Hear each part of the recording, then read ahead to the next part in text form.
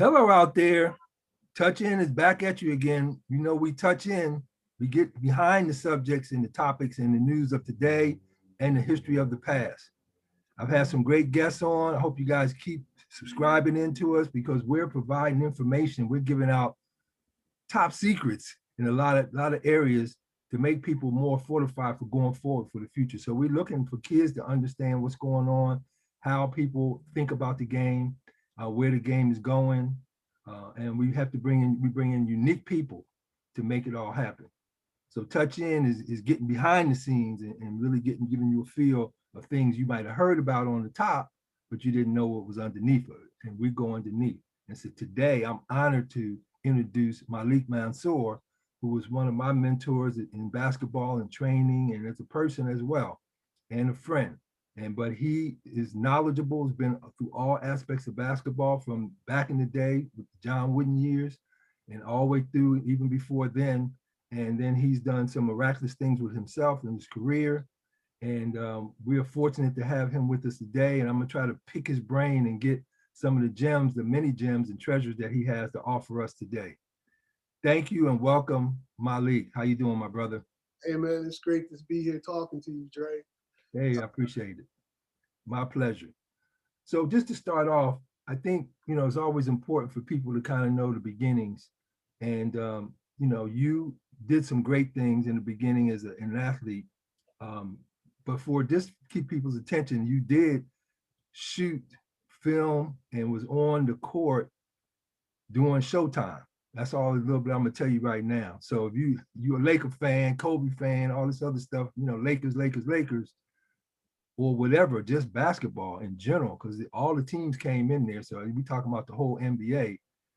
Malek Mansour photographed, and it was a great thing. We're gonna dig into that so you'll know what's coming to stay on and stay tuned.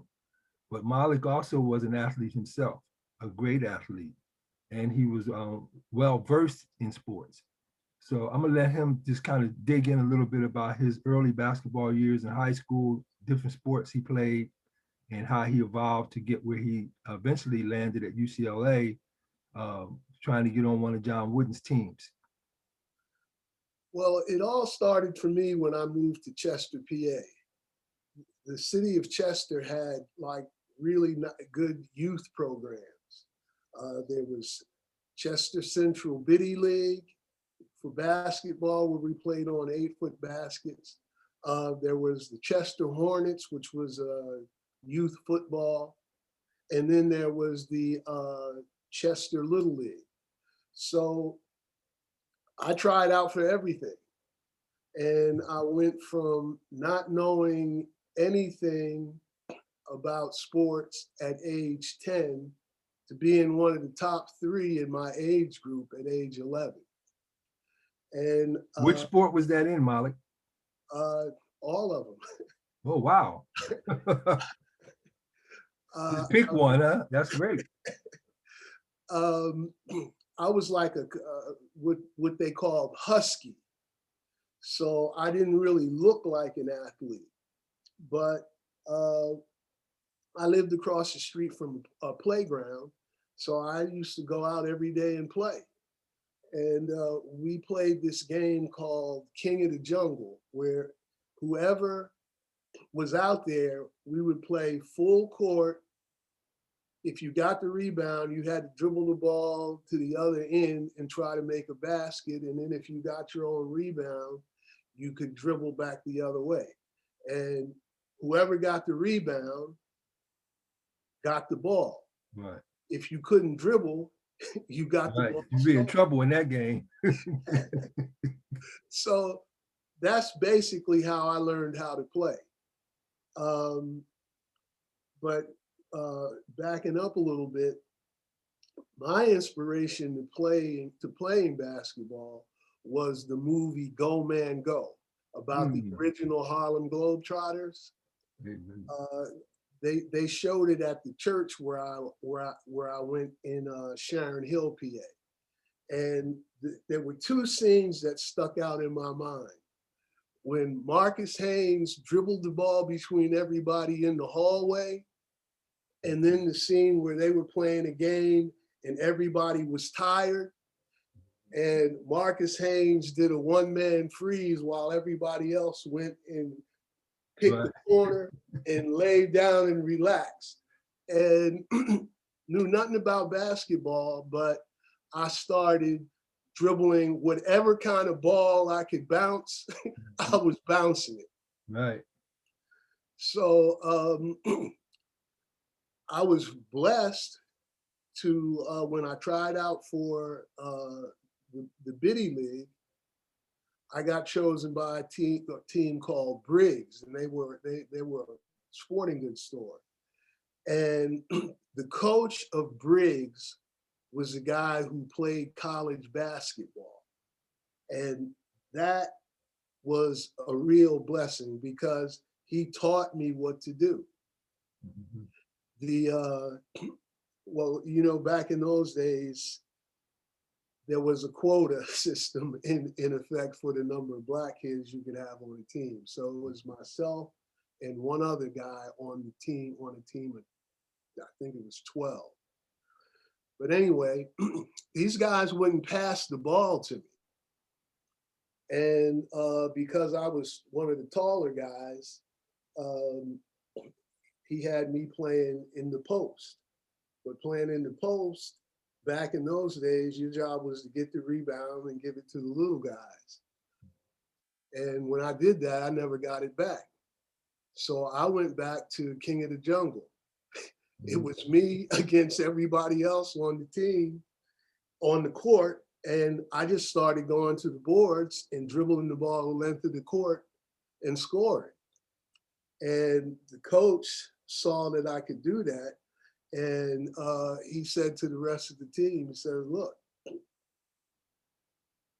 if you don't pass the ball to him, he's not going to pass it to you. and since he's getting all the rebounds, right, he's going to be the guy with the ball. Right. Mm-hmm. So he taught me how to play the post, showed me how to shoot a hook shot. He's the one that actually introduced me to the micing drill. So I was just a kid. I just was having fun and I was wanting to learn how to do as much as I could.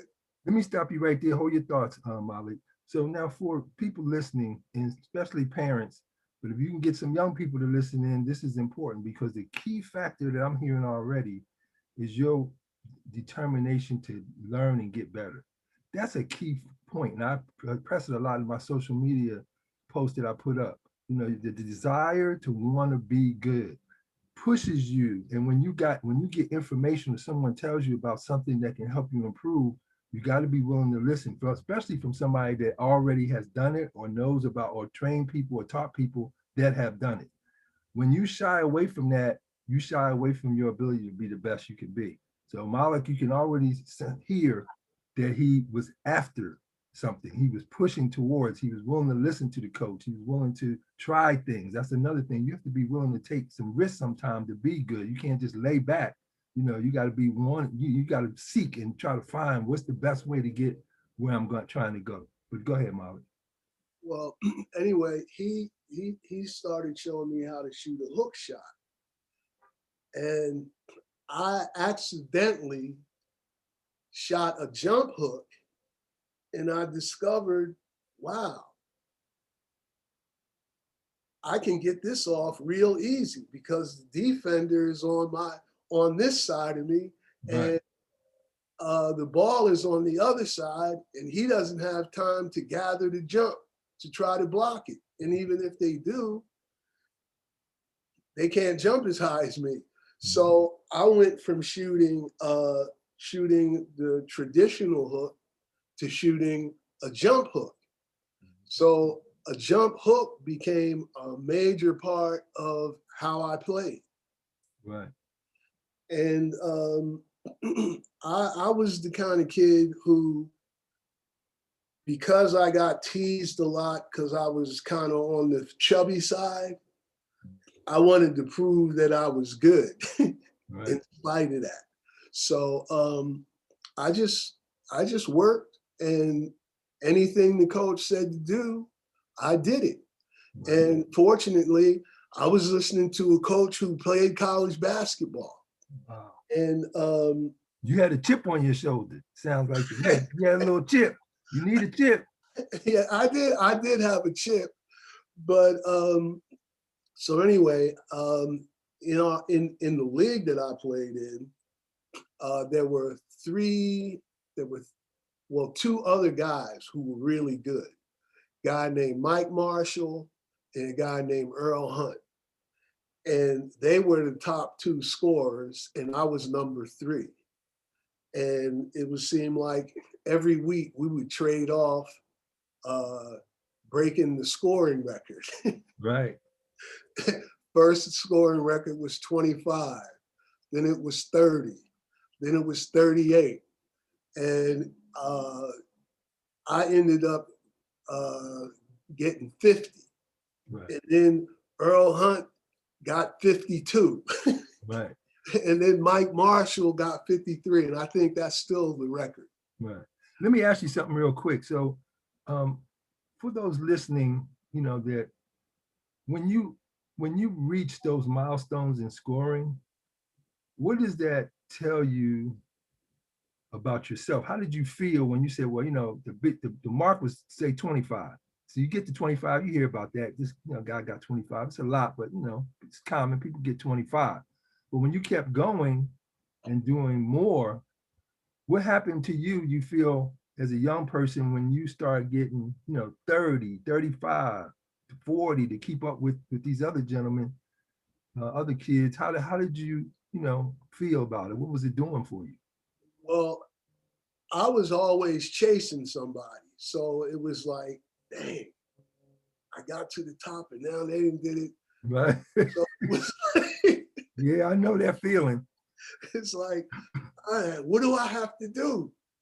Or what more can I do?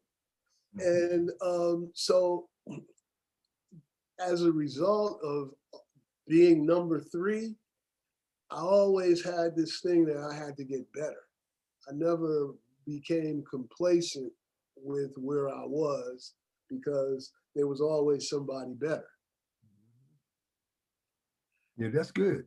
Now, just to transition, so when you got to high school, what were your decisions about? Because it sounds like you played multiple sports. I would like to believe that probably if it was a volleyball game going on, you probably could go do that. Or if it was some track running or people was trying to do that, you was doing that. So, you know, whatever was going on, you was playing baseball, basketball, football. So when you get to high school, you got to kind of make a couple choices. You can't play them all. What was your decision and what was involved in that? Well, I got into track because baseball at the high school where I went, because I moved to New Jersey by then, baseball was basically the white boy sport. Right. And they threw the ball at me a couple times and I was like, nah. Right. And then in track and field, you had, there were big meets every weekend and there were all kinds of people at the meets. Right. So I decided to go and try to run track, not really knowing how fast I was. But in all of the runoffs, again, I was fourth. Right. We had three guys on that team that they placed like 1, 2, 3 in the conference every year. Mm-hmm. You know, 1, 2, 4 in the state. So as a freshman, the way that I earned my varsity letter was you had to have a fourth guy to be a part of the relay team. Right. Well, we had a runoff. Anybody who felt like they could run, you had to line up and run 100 and a 200, and the guy who won got that fourth spot. So, you know, I'm a freshman. I jump up on the line. I say, let me run. And I won. And I beat out a hurdler who was an upperclassman. Right. And the coach was surprised and he made us run again. Right. So in the second race, I beat him even by more. Right. So, they gave me the spot. Now, traditionally, you run your slowest man on the third leg. I'm running the third leg, and unbeknownst to me, I'm just as fast as the fastest guy on most teams. So on the third leg, I would be the guy who drew all the oohs and ahs because, well, you've been in the pin relays Oh before. yeah, there's no question. Horseshoe Yeah, big. when somebody's stepping out, if somebody's stepping, everybody be like, ooh, look at he rolling. You can see it. I mean, it's like it's evident. You can't escape it. When somebody's smoking out, it's right there. So, I got all of that as a freshman. So that sort of built my confidence. Right. But it took confidence. I want to cut in for a second. It took confidence for you to take that risk. That's what I'm trying to push at, because that's another important ingredient to me in your processing, is the fact that you was willing to take that risk to go out and put yourself at a point where you could fail, because you didn't really know what the results was going to be till you did it. When you ran against that guy that was the hurdler, that was a major step. A lot of people would just shy off, like, I don't know, man, doubting themselves, but you didn't doubt yourself. You were willing to take possible failure to see if you could succeed. And that's a key element in success and building a person's ability to be successful in the world. But go ahead, continue on, my friend. Yeah, well, for me, it was like, I just wanted to run. I Right. just wanted to participate. And Neptune had a tradition of having good basketball teams and good track teams. So that was Neptune High School? Neptune High School, yeah, Okay. Neptune, New Jersey. But we're sort of jumping ahead because the track season was in the spring. That was after basketball season. Right. So you went right from basketball right into track. Yeah, I went from football to basketball to track. Right.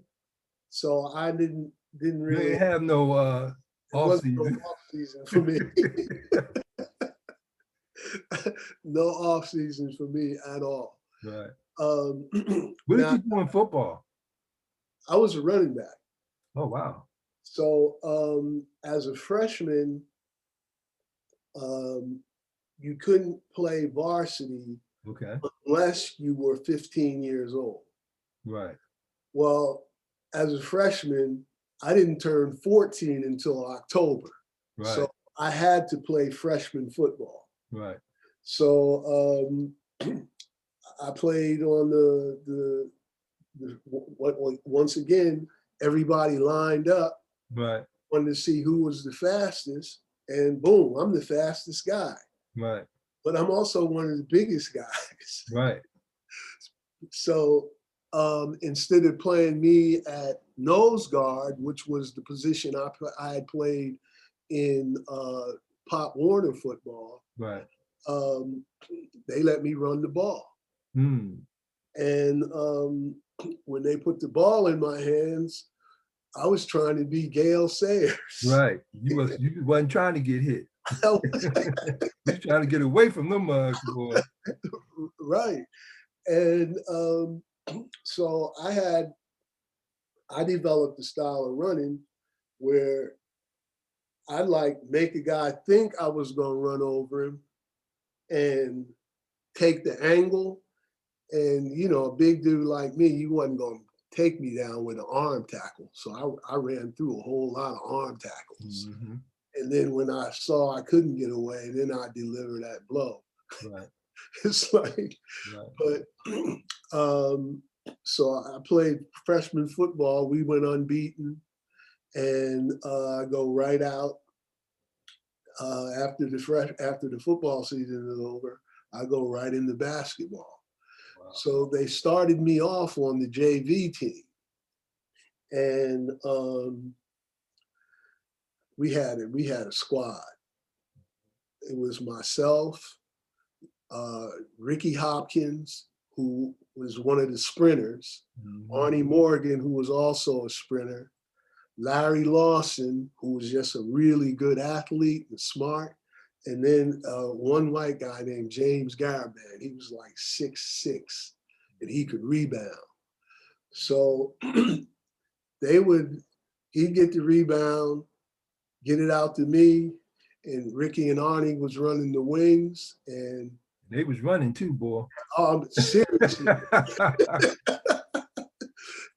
I mean, our show was so good, people would come early to watch the JV games. Right. Because we was putting up so many points. And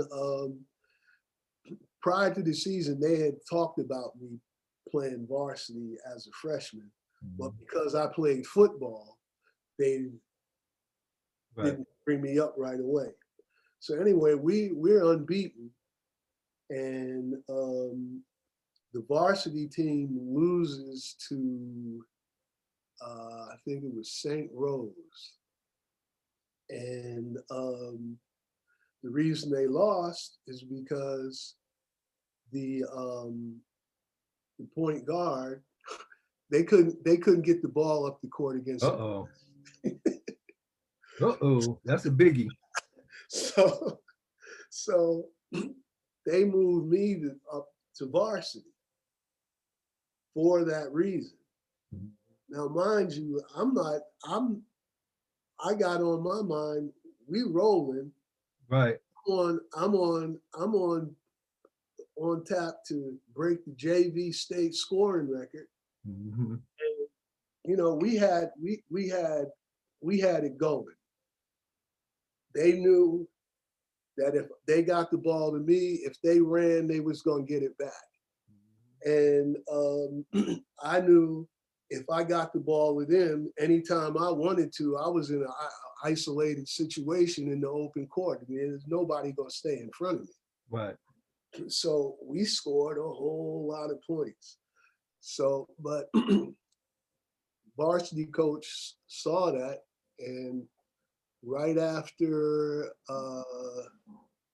the Christmas tournament, they were in a Christmas tournament, I got moved up to varsity. And my job was not to score, but to break the press and run the offense. Right.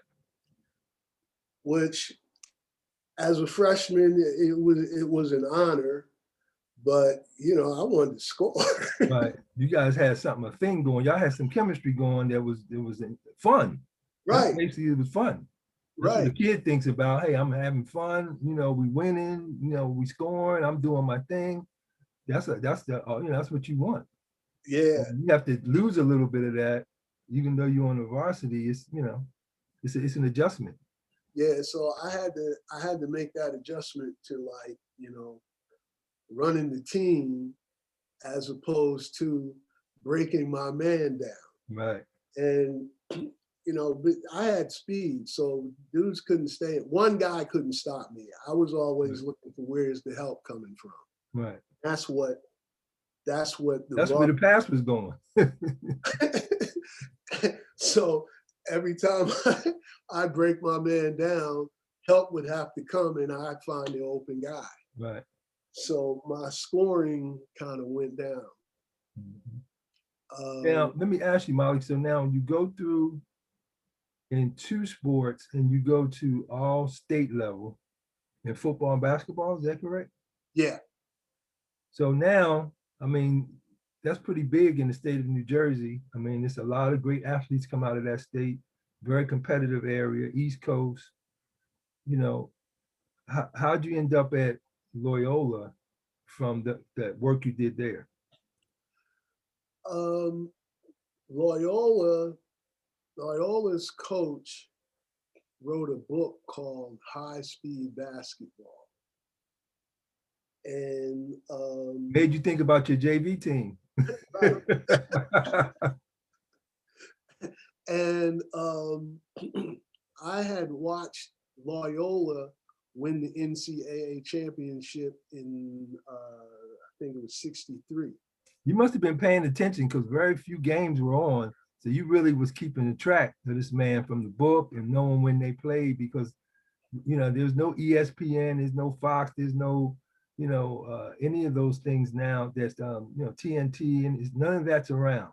So Yeah. they, and a lot of things were tape delay, even the NBA in those days. So championship games and stuff like that. So you had to be paying attention, and you were seeking information, seeking people that you liked, and then you were putting the time in to find out about it. That's an important quality that in your age generation that you had to have. You had to have vision, and you had to see players maybe only one time on television, and then envision and learn from players you got your eye right on, seeing them do stuff to gain from, to improve in the game.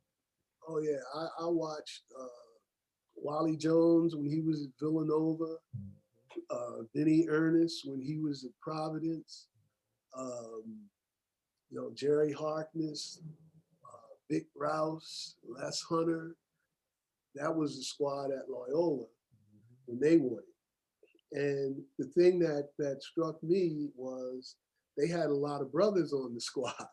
Right. Well, that's an important thing back in those days. Oh yeah. And this guy named Bunny Levitt, who held the world record for consecutive free throws made. His daughter went to Neptune High, so he used to come to our games, and he talked to me about Loyola because I was thinking about going to Villanova, NYU, because they had Happy Hairston and Barry Kramer at the time. Wow. And I wanted to go to a school in a big city that had a professional team. Right. So Loyola seemed like the perfect fit. Mm-hmm. So, and then, the style of play that they had really suited me, because all I wanted to do was run. So when you got there, and did they have, was it what you thought it was? Yes and no. Okay.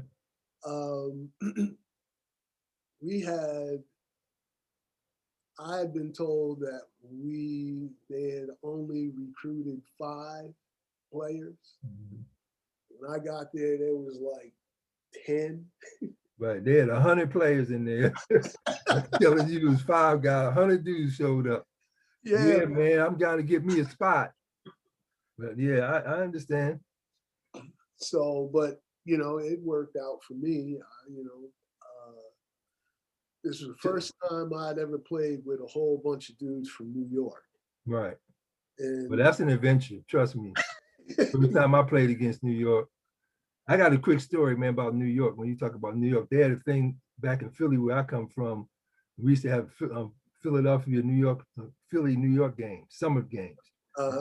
Each age division, 12, 14, 14, 16, high school, college, and pro. So you have like 5, 6 games going on, one after the other, moving up the scale in age and competition.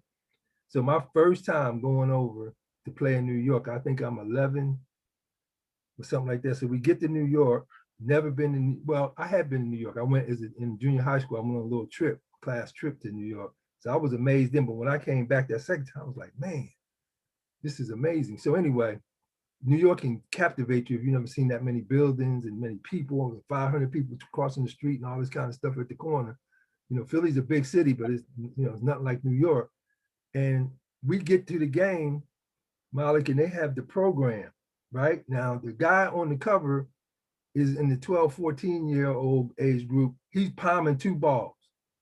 He's standing on the cover, and he got 2 balls palmed, and like with his arms stretched all the way out. I said, that dude is 14, 12, 14. But that's New York. You gotta watch them. And they, sometimes, man, they had guys in there, man. And then when we get to the game, everybody on the team could dunk. That was the trademark of New York. They had that 1-2 step to go to the basket. They had that down. Bam, bam, dunk, bam. They down the other end. None of us can dunk at this point. Everybody on their team was dunking. But anyway, go ahead, man. Well, same kind of thing. I mean, I could dunk, but I wasn't dunking in games. Right. Man, we up in the gym playing, and a student named Chip Dublin, left-handed dude, about 5'11". He looks like he's about to die, and all of a sudden, boom, dunking it. And everybody on the squad could dunk. So I'm like questioning, do I belong?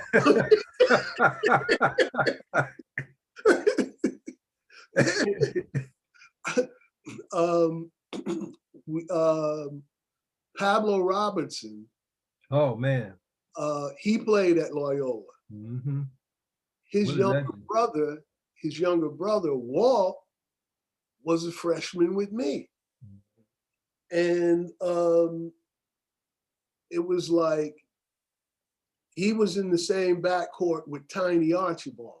They had won the city championship in New York. Wow. With Tiny and Walt in the backcourt. Mm-hmm. Now, I didn't see Tiny play until he was in college, and I'm saying to myself, they had both of these dudes right, right, in high school. Right. I'm like, whoa. So, but yeah, man, that New York influence took me to a whole nother level of aggressiveness. Because I mean, that's what they're known for. They go after it. Yeah. So they get after it. You know how Coach Wooden used to say, around that basket, there's no place for the faint-hearted. That's right. Now you play against some New York dudes, you better bring it, or else you're gonna get it taken to you. Oh yeah.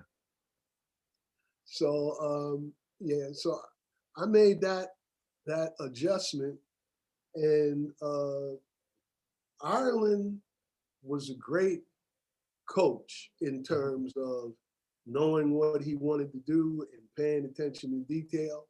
The difference between him and Coach Wooden was Ireland wanted to run all the time. Right. And Coach Wooden wanted to have a balance between the set offense and the running game. Right. And which made sense. But if you don't have people who can make that adjustment, man, that's a mental, it's an IQ level and a desire to want to, slow down, run the offense, and then when you have a break, you break. But so it's adjustment. And if you come from New York, you probably didn't play that kind of ball. No. And he didn't recruit big guys who were slow. He wanted 5 guys who could run. And there's always, in the traditional way of playing basketball, especially back then, you always had 2 slow guys in the lineup. Right. Just because they were big. Right. But his philosophy was speed and quickness can overcome power and strength. And if you can keep the floor spread, you can always go after that weak link. Yeah, he was ahead of his game on that. Yeah, that's it's showing up now. But yeah. So let me ask you. So now, what was the turning point in the decision to go for UCLA? I was political. Oh, okay. Back in the day, and there were some things that. Well, they call it socially aware, social activism. You were concerned about your people and what was going on. Righteousness, justice, the same things people are fighting for now. You were probably, when you say political, I don't think you mean the governor or the Senate and all like that. You talking about political, social concerns, injustice, racism, Yeah. civil rights. And the establishment or the coaching establishment didn't really like that about me. Right. And You can think for yourself. they branded me the troublemaker. But I played in a benefit game during the summer between my freshman and sophomore years that wasn't sanctioned by the NC2A. Okay. And he used, somebody told on you. yeah, and he used that to get rid of me. And but the irony was, I was a good student. Right. So I had two priests who said, look, we don't care about you playing basketball. We want you here as a student. Got Father Loftus and Father O'Connor. Wow. Father O'Connor hit me to Paul Robeson. And, started talking to me about Paul Robeson, all of the things that he great man. And, gave me a book. And, he said he saw me as like a Paul Robeson. Right. A Renaissance man, a man of many different thoughts and abilities. So, I mean, and mind you, I had never heard of Paul Robeson. Right. He's from New Jersey. Right. It happens. Yeah. That's the way it was back in the day. They didn't really teach us too much of anything other than the normal Christopher Columbus discovered America kind of thing. So, and with Father Loftus, he taught philosophy. And I had to take a course in religion from him.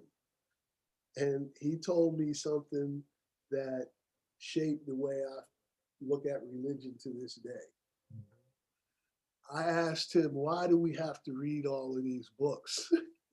Because you had to read the Bible, Old and New Testament, you had to read the Quran, you had to read stuff on communism. And he said to me, because it is imperative that all young Jesuit warriors learn the spiritual rules that guide others so that you can manipulate them into the Catholic way. And I was like, this is nothing but mind control. Right. So I started looking at religion that way, that all of the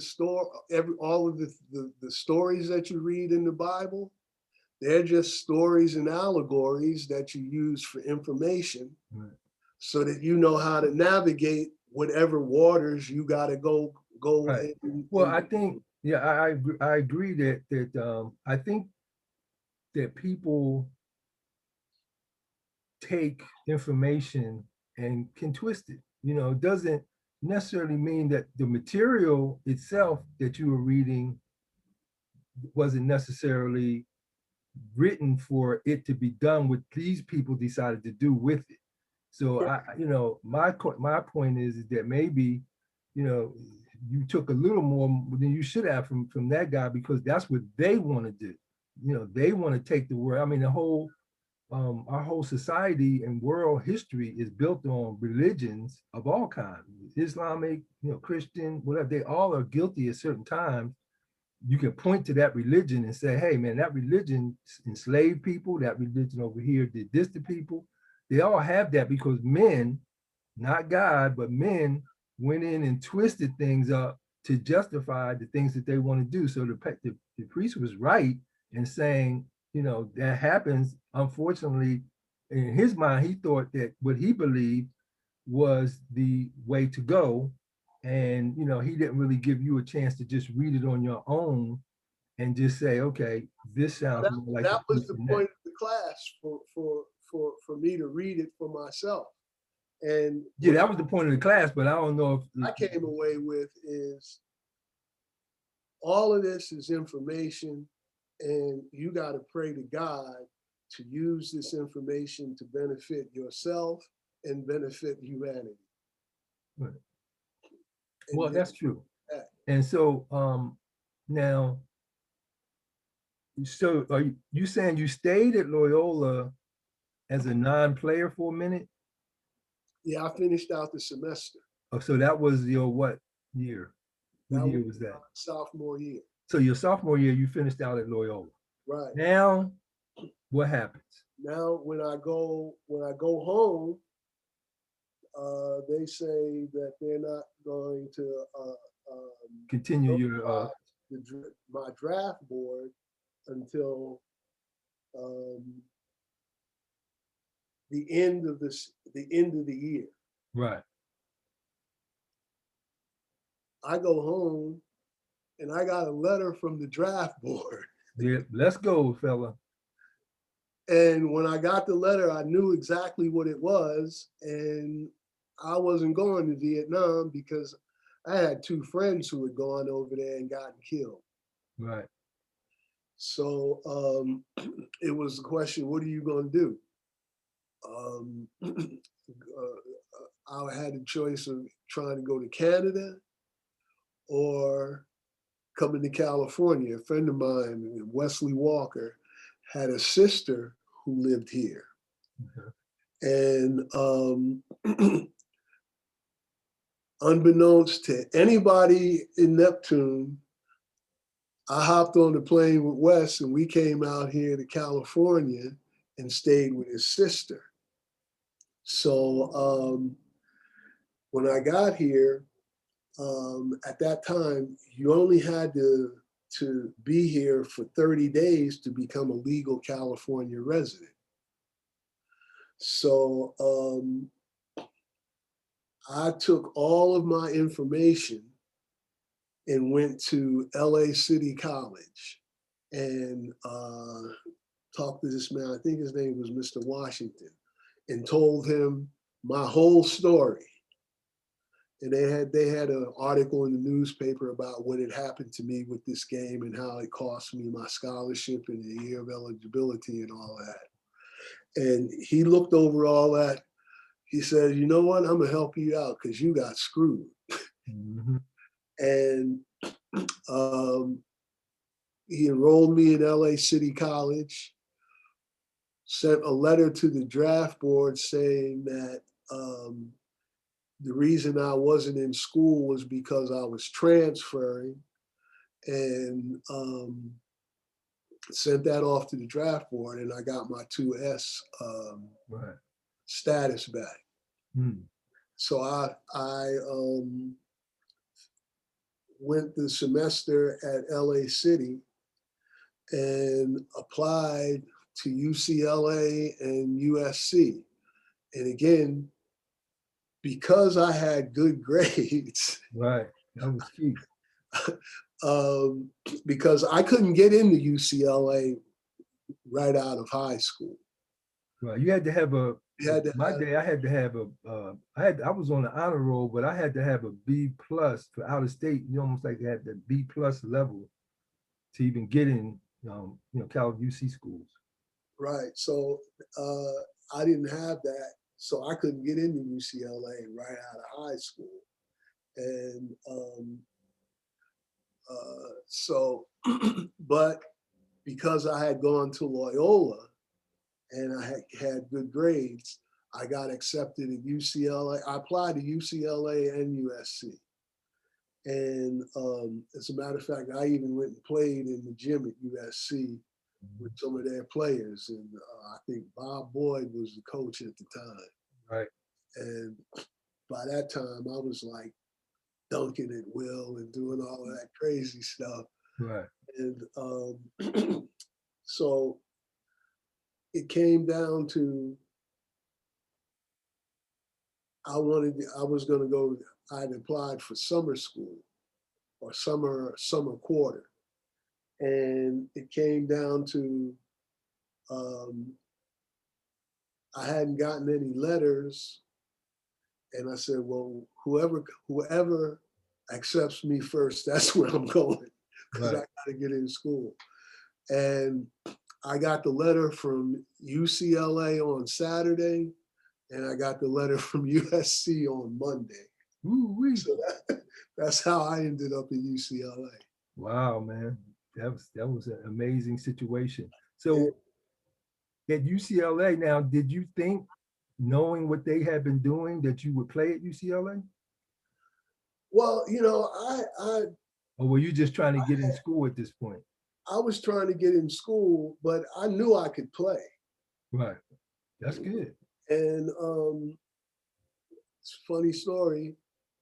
Um, Summer quarter, most of the athletes are on vacation. I'm at the library. I'm walking into the library, and I run into Kareem coming out. Mhm. And back then it wasn't a whole lot of black faces. Right. So I knew some of the dudes that he knew from New York. Like Right. he knew Corky Bell and Jim Tillman. Mhm. So we hit it off right away. Right. And we became fast friends. And then he says, "Well, look, man, if you're gonna try out for the team, you ought to read Wooden's book." Mhm. And he Practical Modern Basketball. And we Right. went down to the bookstore, and I picked up a copy of Practical Modern Basketball and started reading it. So it was like he put me on to the information I needed to. Yeah, no, that was the point move. Yeah. Because it's two ways to look at that. One is the point move to get the information, but it's also a message to you, who you're dealing with. That's Right. the other message he was trying to, without him trying to explain this man to you. Right. You went in there and started reading how detailed and what he was trying to do. You knew this guy, this ain't nobody to play with. He got a lot of different ways, and he spells out how he wants to do things and what he wants to do in that book. Very powerful, very succinct definition of what Coach Wooden plans and the way he wanted to orchestrate what he was doing. So that was a blessing to get that information in. So I had no problem making any of the adjustments because everything made sense. What Now, made you be willing to uh, you said you had 2 years of where you tried out and practiced. When you didn't make it the first time, you didn't give up. You came back and tried again. yeah. Okay. Well, it wasn't that the eligibility issue was never resolved, I see. because back then, if you transferred, you lost a year of eligibility. Hmm. And then if you transferred to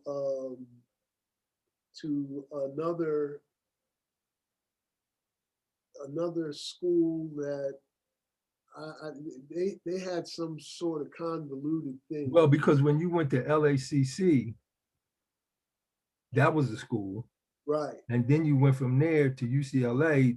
They could have used that to try to cut at your eligibility thing again. Right. So the first year was like redshirt year. Right. And then the second year, it was like they were trying to get the eligibility issue straight. Right. And I'll never forget this. Arthur Bergstrom, Hmm. he's the one who like basically screwed me up. Hmm. And I'd been playing So what he said that he tried to follow the law or Yeah, whatever it was to the letter on you. yeah, Basically, what happened to whereas well he can't play because this happened, that happened. He didn't have no leeway or anything there. right. So how was Coach Wooden? How did you feel that Coach Wooden was looking at you during your time on the court? What did you feel just coming from him? How was he treating you, and how was he looking at you? Well, I was the guy, well, you know how in practice when they go over the other team's stuff, Yes, I was the guy who was in charge of that, right, you know. And then when he wanted to practice the press, he had to take me out right. because I was like, I'm Well, in the playing press, I mean, I had that. He had the same problem with me because I just dribbled through everybody. right the same here. So it doesn't, very few. It's not that it's nobody else, but there's very few guys that have that, ball handling skill and quickness and ability to maneuver and intelligence. It's not just being able to dribble. You got to have intelligence to know how to weave through something as tenacious as that press because it's not looking to necessarily put pressure on you. It's just putting enough pressure to make you make mistakes. And when you can get through that without throwing the ball away, that's a headache because that's not what they're expecting the results to be. They expect you to do it for a little while, get away a couple times, you make a couple jumpers, whatever. But eventually, the ball ends up getting in the wrong person's hands because guys pass it up too quickly to somebody that can handle. They get it, and they made it a couple plays before, but now that's not what they do. They start throwing the ball away, and everybody knows that during those years, that if you made a mistake against UCLA, they would score down the other end. If they got a steal or the ball's lost in any kind of way, they're gonna end up probably scoring and repressing you again. So that in practice for Coach Wooden wasn't what he wanted to see. He wanted to see the fumbles and stumbles to make sure that the players got a sense of when those things happen, here's what you're supposed to do. And it's supposed to be executed that way every time. He would never get those opportunities with me sometimes. He's like, almost like, man, let them steal the ball. Let, throw a couple bad passes so they can, so we can see the fast break out of these situations. But anyway, He that tell me, being said, you felt good about Coach Wooden looking at you and knowing that you had these different skills. And Coach Wooden is the type that if it's something, if a player is adjusting to what he wants to do, given the efforts that they want, has the talent, there's no way unless it's just no room. Probably one of the things you could run into also is just that the number of people they recruit. And so when you have a person that's on scholarship, it becomes a little political. It gets out of the coach's hands almost sometimes because if the players, they're paying money for a guy to have a scholarship, got another guy over here, unless that guy is just, like a Kareem or something, you're gonna do whatever you got to do. But if it's just a player that you wish you could have, but circumstances don't allow it, that player can be replaced by some scholarship guy that they felt was good and can come in and take the spot. So you go through that experience. A lot of guys get frustrated when things in life doesn't give them, the results that they want. But it seems like you took what happened and you, first of all, learned a lot of things about, arguably the greatest coach of all time in any sport, many argue. You learned from him and you took it after, the sorrows of not, reaching where you would like to have reached and played and all that. But you learned from John Wooden for literally 2 years. And, you learned his philosophy, you read about it. So you saw the glass half full instead of the glass half empty when you decided to continue to play basketball. You knew you still had a game. And tell us kind of how you evolved from there after, the situation at UCLA. um, I was like the last guy cut from the Bucks the year that they won it. Right. Um, going to rookie camp and being with the O Right. kind of let me know that you know I I belong. Right. And then the way I destroyed rookie camp. Right. And, nobody was in better condition. Right. It was like that. Right. But it boiled down to they were going for a championship and they wanted veterans. Right. So when John McLaughlin came off the injured list, that was the end for me. Right. Well, So, those things happen. And the unfortunate part, on one hand, it's a good thing because you can say, hey, they had all these guys in camp. All those guys were going. I was the last one. And it got down to me, between me and a veteran player. But on the other hand, the only problem with that, and I've been in that situation, that's why I can speak to it so clearly, is that other teams, now they're not looking for anybody at that point. I've been kept in the NBA squad all the way to the last thing. Same thing, best shape, whole thing. But at the end, right then, nobody is looking for players at that point because they're trying to cut their teams down to the last guy, whoever's working in their training camp or whatever, doing good and performing or whatever. And so here you are, in that same situation. So on one hand, it's a blessing to know, that you matched up and that the people really liked you that much. That meant that they thought, had McLaughlin not come back, they thought you had the ability to stay and play in the NBA, or at least, that you had enough talent for them to see if you could play in the NBA, getting minutes and being a reserve, whatever, and coming in. So that's a good part out of that. But still, after that situation didn't turn out like you want, a lot of people say, hey, man, I'm hanging them up. You continue. yeah, I went to Europe. Okay. And a professor at UCLA, Ryan Approach, he, I talked to him and he says, man, you want to play in Germany? I said, yeah, why not? So he hooked me up with USC Heidelberg. And, we won the German championship. Wow. And I played over there from 72 until 78. Wow. So, you got basketball, you still got basketball out of, not all the way out your system, but out as far as you got to play, you got to see yourself exploit the great talent that you had.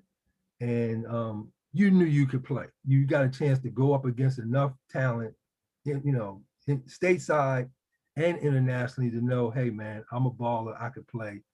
And that carried over to you even in Hollywood, because they come back and do this great film that everybody back in the day knew about, the fish that saved Pittsburgh with Dr. J and all these other people, great players and all this stuff that was in this movie. But you were highlighted in that movie. And so that was a transition for you in another genre. Yeah, it was funny because as a kid, all I really wanted to do was travel. I like traveling. Right. And playing over in Europe was probably the best education that I got, because I actually got to see other cultures, Right. live in another culture, learn another language, and just I got invited to go to different countries to do clinics and things like that. Right. So I always look at it as a blessing, because living in another culture and going places as an honored guest is no small thing. Right.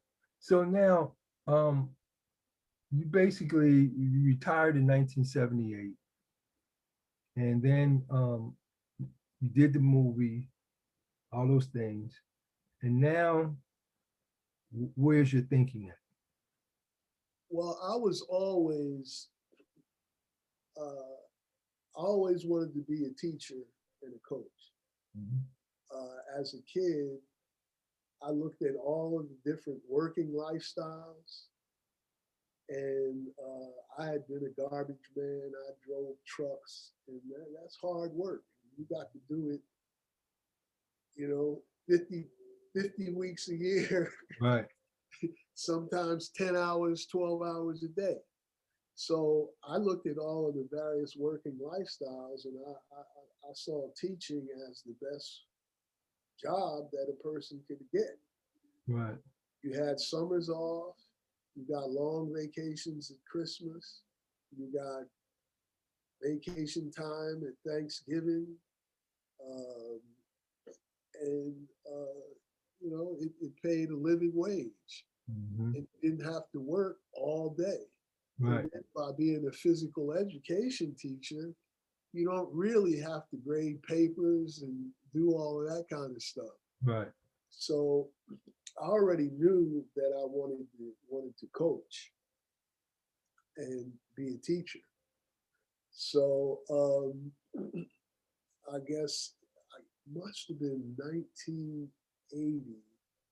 The opportunity came up out at Montclair Prep, Right.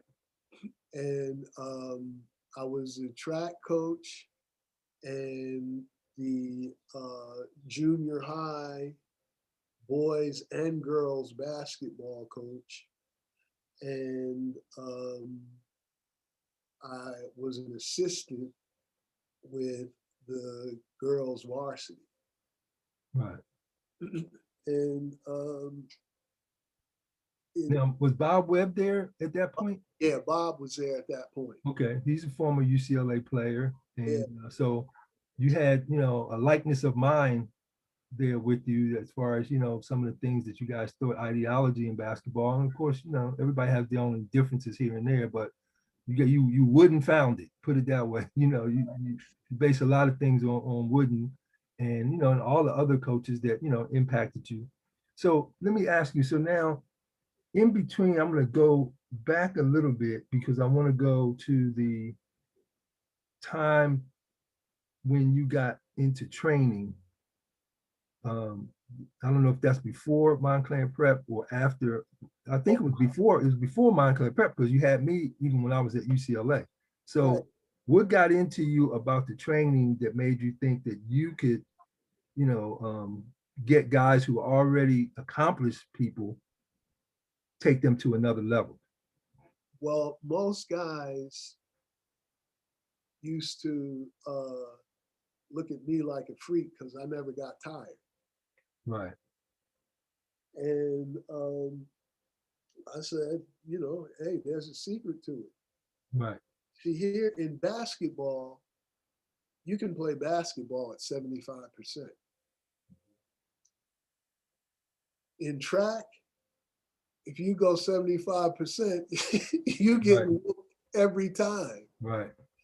And so from being a track man, I was used to pushing myself to the wall and then going farther. Right. And once you get guys able to like go to the wall 10, 12 times, Right. you don't get tired on the basketball court, because if you have 2 or 3 fast breaks, the other team's calling timeout. Right. And if they try to run with you, you're going to catch somebody in the open court lazy.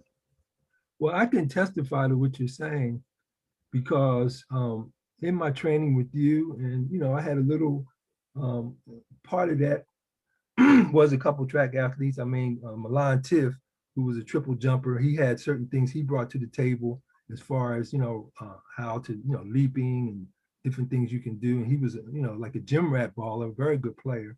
Right. And then John Smith was one of the world record holders that was around UCLA track, and he really had the running techniques down. His style of running and being effective in running, and so those things were innovative, and then pushing it to the wall, because in 1975, when having trained with somebody like you in the offseason, along with what Coach Wooden had us do, his goal was to have the best conditioned team as well. So his thinking was just like yours, and or your thinking was like his, however you want to look at it. And you took that innovation of track, built it into the basketball training. And in 1975, they changed the rules. They had 4 games up until that point to win the NCAA championship. So you had 4 games you had to win. For us, it generally meant going to the Western Regional, and then we would go, and if you won that, then you go, going to the Final Four, whatever. But in 1975, they added a 5th game. And me and Pete go back, Terkovich, my backcourt partner, we go back and forth. But as far as my recollection, we had 2 overtimes. One was a double overtime against Michigan in this first play-in kind of game that came from out of nowhere in Coach Wooden's last year, which we didn't know at the time. And I played every minute of these 5 games, unheard of. I had no turnovers, unheard of. So what that means is, for, not trying to brag or anything, but the level that the training under this man got me in is that when coaches call timeout, it's not just timeout to tell you what to do. It's timeout like going to the doctor. He's checking and looking at you to see if you're ready to go back out there after all this, the reason why he might have called timeout. Another team could have had a run on you. You could be breathing or pulling on your trunks and all like that. And so when Coach Wooden knew that when the ball was in my hands, it was safe. So if I'm on the court, I'm not turning the ball over. I'm not giving the team opportunity to do nothing that ain't out of the normal, get your rebound, and that's it. We ain't turning the ball over, whether you pressing or whatever you're doing. So when Coach Wooden called timeout, he would just look at me. Dre's ready. I'm putting him back in. I ain't taking no chances. This game is tight, or this team is, And so I had that mindset. I knew, because of the summer training with a person like, Malek training us, and then Coach Wooden in the winter, I was in shape. I'm ready to go to 40. That's how our mentality, when we was out on the track and doing stuff, that's what kept me going. When Malek has us doing crunches after crunches, running 10 100s as fast as you can, running a mile, doing the pull-up bars, doing the wheel. I mean, and I want to take that into another point about you and your innovations, is that, and it blended, I don't know if you was thinking this way at that time, but Coach Wooden didn't like all that weightlifting and building up your body. He felt that the suppleness of your body, meaning that you're not as tight, because basketball tightens you up, weightlifting tightens your muscles up. So he, and strength, people always think, you have to have this physical weights and stuff to build yourself up to be strong. Where Malek was unique to me and was innovative before his time, is that he knew how to build natural strength. So if you look at my body in 1975, every muscle was visible and I was strong. I didn't feel, like I wasn't, when I bumped up against a guy, hey, I'm just as strong, but I'm not big as that guy. I was lean. Every muscle was identified. But I felt the strength because I had this natural strength from pull-ups, the wheel. We used to sit and do the wheel. We used to sit in a circle. And we'd be out on the track first. We start out on the track first. And they had this bar that goes across the track to close it at night.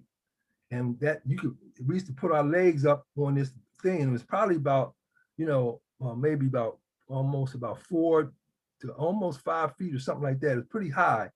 And we had to keep our leg up there to extend that hamstring, to really loosen up that whole area for times and time. We said, dang, Molly, come on, man. You know what I mean? No, I'm gonna keep going. We can go, you can go a little longer, man. We're gonna go 3 more minutes. What? And we do the 3 minutes or whatever like that.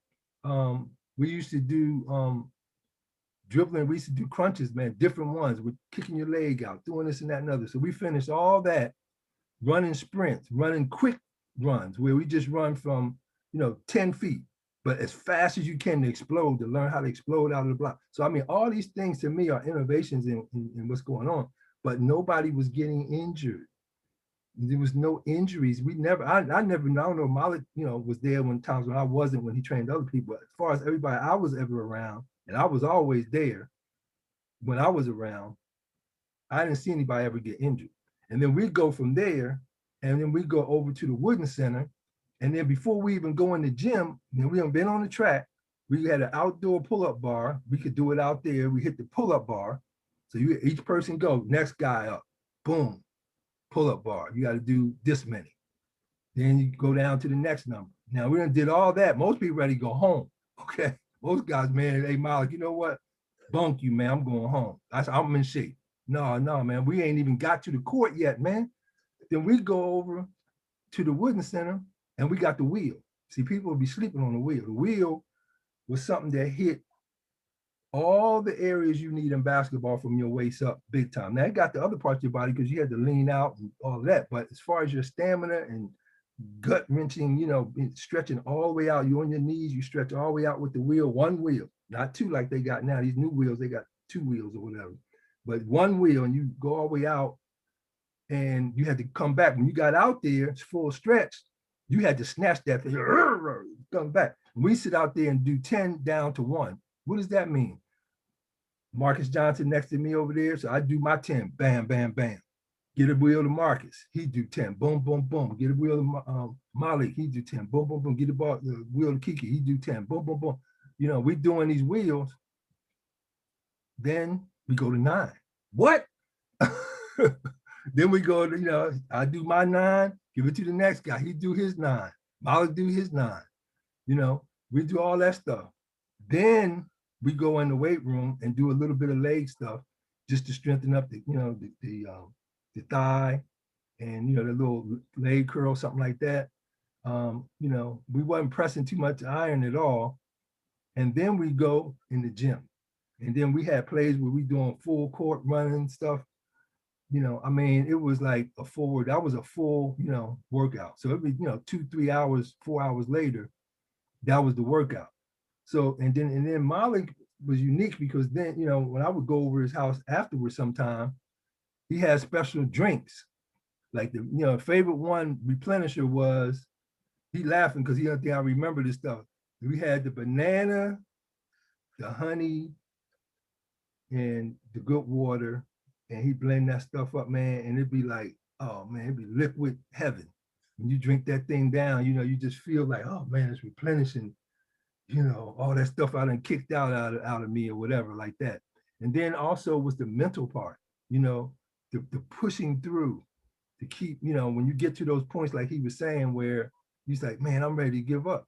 But see, only people, one of the things that I pride myself on too, and I got a foundation with Malek, and I was like this, and when I went to camps or anywhere to train to a trial for something, I was always the best conditioned athlete there. Why? Because on my own, even on my own, Malek pushed us, but he was able to push somebody like me with other guys. When I tried to do that with them, I wouldn't see them. I see them 2 or 3 weeks, like, what happened, man? You supposed to be coming to work. Oh, Dre, man, you crazy, man. Ain't nobody doing all that. I said, man, this is what Malek, taught me, man. This stuff works, man. You know what I mean? How you think I ain't never tired? You think that comes from nothing? I'm handling the ball 90% of the time. I'm out there the whole game. I play defense. I played defense. I stayed on you. I didn't take no break on defense. I played 40, the whole 40, whatever the coach needs. How you doing? That's a mental thing. So when I would get tired, I knew how to push through to that next level. And so those are the things that separate those mental parts there that he's talking about, and I'm talking about, separate you as a player.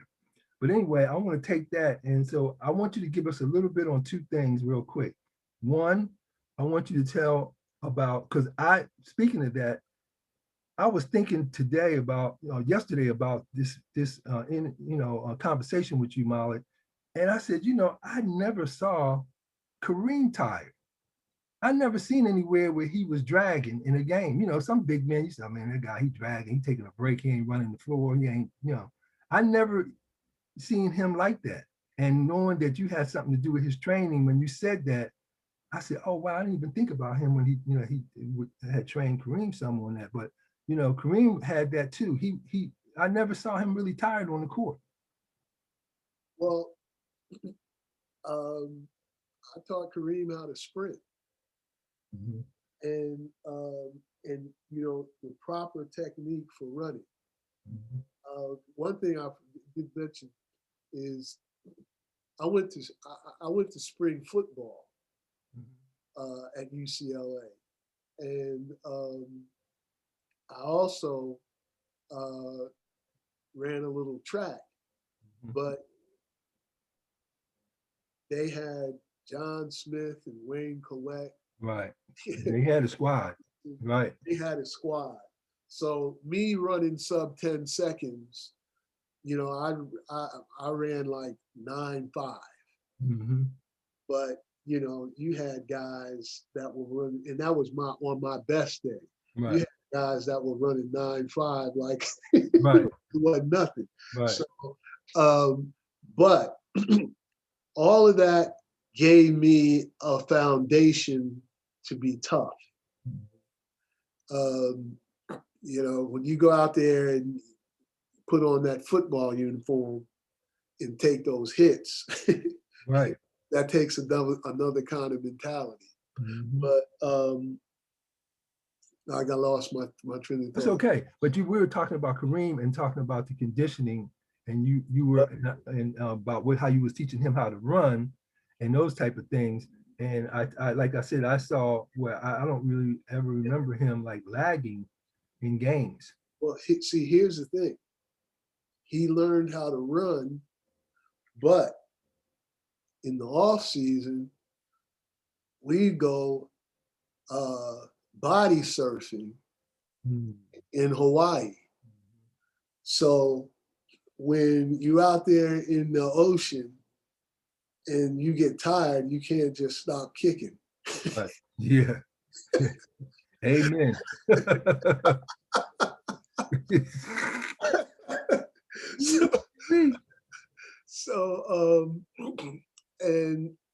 But you know, that's what gave him his cardiovascular.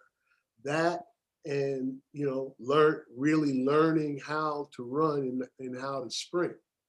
And once you get your sprint technique down, you could go, if you could go 5 hard steps, right, you up the court. Yeah. There's a science to the game of basketball. People don't want to look at all the science that's involved, but you're absolutely right. Let me move along. One thing I wanted to ask about, just a quickie, give me a story and a connection with Kareem, you, and Bruce Lee. Anything in there you want to say about that? Okay. Back in high school, I used to watch 2 shows. Well, I know what one of them is, Green Hornet, that's for Green sure. Hornet. That was my favorite. And Kato. Right. And Cosby had a variety show. Right. I used to tune into the beginning just to watch Lola Falana do that high kick. Right.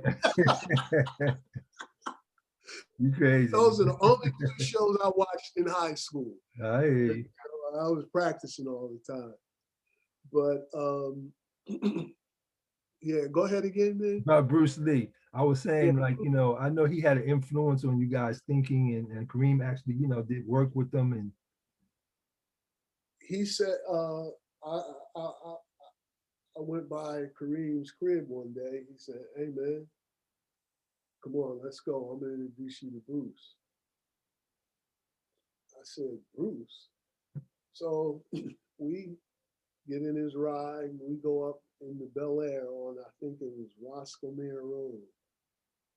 And we go in the house, and lo and behold, it's Bruce Lee. Woo-wee, man.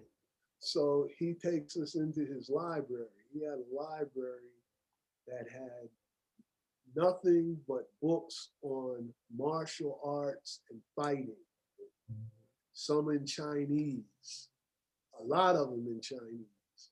And he's like, just talking, just telling us about different things. And he was telling Kareem about this particular attack that he wanted to use. So we go out in the backyard, and he says to me, "All right, I'm going to attack you." And I'm like, "What the hell?" What I done got myself into. Become Bruce Lee. Woo-wee. So he I go into my defensive stance, and he starts moving, and like every time he moved, I'm like moving to try to get away. Right. Right. I hear you. So this goes on for a couple minutes, and he made his attack. He couldn't get me, and he did it, and I did a move, and he couldn't get me. And every time he couldn't get me, you know how he had them looks. Right. He started Yeah. giving me them looks. And what I didn't understand at the time was all of that is a part of the intimidation Right. to get you off your game. Right. And so he like mounted an attack and didn't stop. He just kept coming. I'm like Right. moving, getting out of the way, Right. of the way. And I lost track of my sense of space and hit the wall. And when I hit the wall, he was on. Oh man. And I was like, he says, I want to train you. And I went to his crib a couple more times before he died.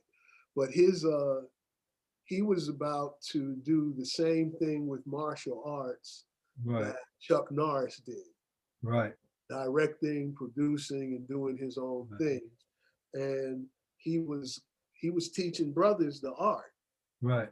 And there were a lot of traditional people who didn't really like the fact that he was teaching it to Black people. Right. Yeah. Yeah. I mean, I love Bruce Lee, and always was a fan, and always, this last thing they did about the, Be Like Water was, just seeing all that was just amazing. Yeah. And he was an amazing guy. Was just, it was really sad. But he left a legacy, if you want to know. He left a legacy of what's possible with the human body, with the mind, with quickness. And, he probably saw in you your athletic ability. If you could take that athletic ability and put it in, he was doing it with his body type. He's looking at a body type like yours and saying, man, dang, if you could get some of this stuff, what would happen, So, the same thing, with Kareem too, if he's tall and quick, and, you could be lethal, but so I want to move on quickly here so we can get to now. One other thing. Yeah. Mm-hmm. Go ahead. Kareem also introduced me to Bikram. Mm-hmm. That he's like world famous yoga instructor. He had some things go down, but this guy, he treated me like a brother. Mm-hmm. And all of that flexibility stuff, right? That's where that comes from. Right. No, that's amazing. And yeah, that was another thing. Like, I never had any injuries from, doing that stuff that you had us doing with our legs and stretching out, and the way we did, the wide leg stretches and all that stuff, with the quad and all of that. I never had quad problem. I never pulled the, and I used to get, how a person get a knee you in the thigh and you get those Charlie horses. Yeah. You know how Bruce like would sit on his knees and just, not with his legs crossed, but just on his knees and hold that position. Yep. And when you get a Charlie horse, you can't do that. And right. I would get those things out because I could endure the pain, and I would sit there and literally be able to play. Coach said, man, most guys are out 2-3 weeks. How you coming back to practice tomorrow? Because I was willing to go home and sit in that position because I had already put the work in. And my muscles was like, okay, man, if you want to sit through this little bit of pain here, a lot of pain, I'm going to loosen up for you quicker than normal. But most people are like, oh man, this thing hurt. I ain't, that's it, man. I'm gonna have to sit out. And but I used to be able to get that stuff out. And I attribute that to already having put in work to strengthen and loosen and making that muscle more supple, and the things that we learned from you. So I want to move on to your career as when Showtime was hitting good, Magic's in town, Kareem, the Lakers, you're on the sidelines. Tell us about that. Well, I got into sports. I studied portraiture, but I got into sports photography primarily because I never saw any pictures of me dunking. Mm-hmm. And I was like, people need to appreciate the athleticism of the game. And the Lakers had the greatest show on earth. Exactly. You had Magic, you had Kareem, you had Michael Cooper, you had Norm Nixon. Uh, we had all of these Yeah, dudes. James Worthy coming with them one hand. Right. You You had know, and so it's like, dude, if you can get some great pictures of these guys, you got some. Because right. it was like that was the integration generation. That generation is the reason that basketball went global because you had so many great players. But the So pick, how were you given permission? How did that come about for you to get permission to be on the sidelines? What gave you that okay? I had been shooting pictures from the seats. You know, Cap used to give me tickets, and I'd take my camera. Back then, you could Right. basically get with anything, and Yeah. I took pictures from the seats. So I asked him. I says, "Can you hook me up with a pass so I can sit down on the floor and shoot?" And Bob Steiner, who was the PR guy at the time, I called him, and he took all my information. He says, show us what you get because we're looking for a photographer. So I just Knowing you, the challenge. I just had my vision of what I wanted to see, Right. and I showed him what I had, Right. and I had some dunks, and the Right. composition was totally different from anything that you see in the magazine. Right. Now here, that's an important point because I wanted to highlight that because I know you've gathered this historical body of work in photography. And one of the things you said to me, I don't know if you remember or if I'm saying it the way you meant it, but that because of your basketball background, because of you wanting to see your own dunks and knowing when stuff was going to happen in the game, that's an important thing I would think for any photographer or any film person, that if you know when stuff going to break, you can catch. In other words, if you see Magic Johnson coming down court and you know the way he's looking and you can read the same situation he's reading, you kind of know when he looks off, you see that the better pass is the way he's not looking. So Right. so you know where to point the camera, whereas a regular photographer, he just catching whatever he sees, he just shooting it. He don't really, because he didn't play ball, so he don't know what Magic get ready to do. But somebody like you that can study the game and know if you're a basketball player, you got the ball in the middle. James Worthy's coming down this end, and Norm Nixon's over on this left lane. Norm's a good player, but if I'm finishing something, I want to get the ball to James Worthy. So I'm going to give all the attention to Norm Nixon, like I'm coming to you, Norm, meaning, yeah, I'm coming to Worthy at the end.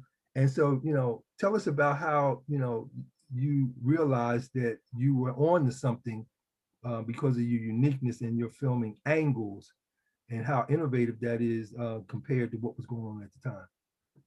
Well, I always looked at photography like playing the point guard position. You got to know where everybody is, and then you got to know where they are supposed to be at a certain time. Like when you got the ball in the middle on Johnny Wooden's break, you want to give the ball to the guy on the wing so that all he has to do is pull up and shoot it. You want to give it to him so Pull up that and shoot what? shoot that bank shot. Oh, okay. You know. You got to shoot that bank shot. Yeah, the UCLA layup. Right. So so if I got Silk on the wing and I got Landsberger on the wing, I'm looking for Silk to get the rock. Right. Because, as a guard, these things. Right. So I just basically put my knowledge of the game to work in my photography. Right.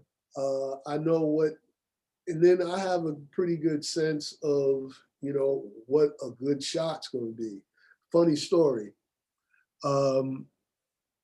They were following Kareem all over the country when he was chasing Wilt's record because they didn't know when it was going to happen. So the night that it's going to happen is the Lakers had a game in Las Vegas. Okay. Photographers from every media outlet were there. There was so many photographers there that there was no room. Right.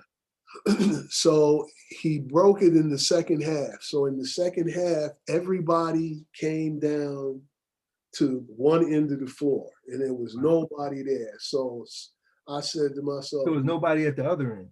Nobody at the other end. I said, you know what? This is a scene here.